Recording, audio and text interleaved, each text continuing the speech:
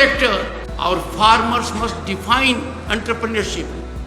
I call them agripreneurs.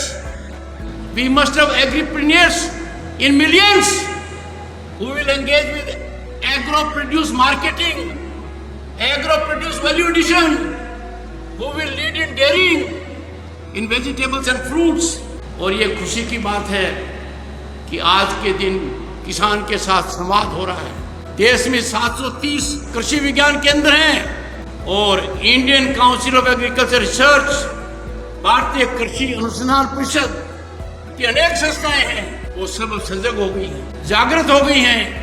और मुझे प्रसन्नता का विषय है कि जिस ओर मैंने ध्यान आकर्षित मुंबई में करवाया था, वो आज के दिन जमीनी हकीकत है।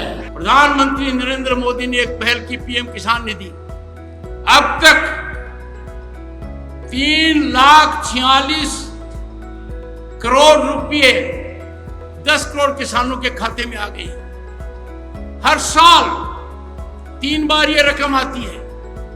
पर मुझे ये कहना है कि किसान की आमदनी में उत्थान आएगा जब हर सहायता किसान को सीधी मिलेगी।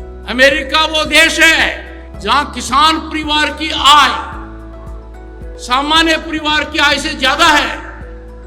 इसका एक आधार है कि किसान को सीधी सरकारी सहायता मिलती है। हमारे यहाँ खाद को लेकर बहुत बड़ी सब्सिडी है, अन्य भी बहुत बड़ी सब्सिडी है, पर वो इनडायरेक्ट है।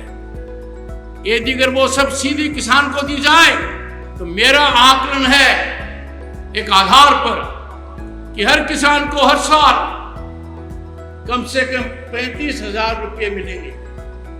मैं मानकर चलता हूं कि Indian council of agriculture research इस पर ध्यान देगी, इस पर पूरी तरह से एक टिप्पणी का कागज निकालेगी ताकि किसान को ज्यादा से ज्यादा फायदा हो पाए।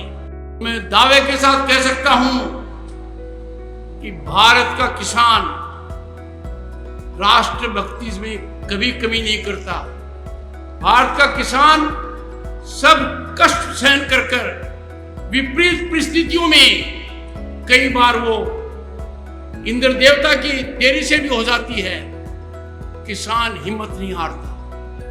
किसान को यदि अगर प्रेरित किया जाएगा कि किसान उद्योग में पड़े, किसान व्यापार में आए, तो देश की अर्थव्यवस्था और विकसित भारत का जो लक्ष्य है वो 2047 से पहले हासिल हो पाएगा।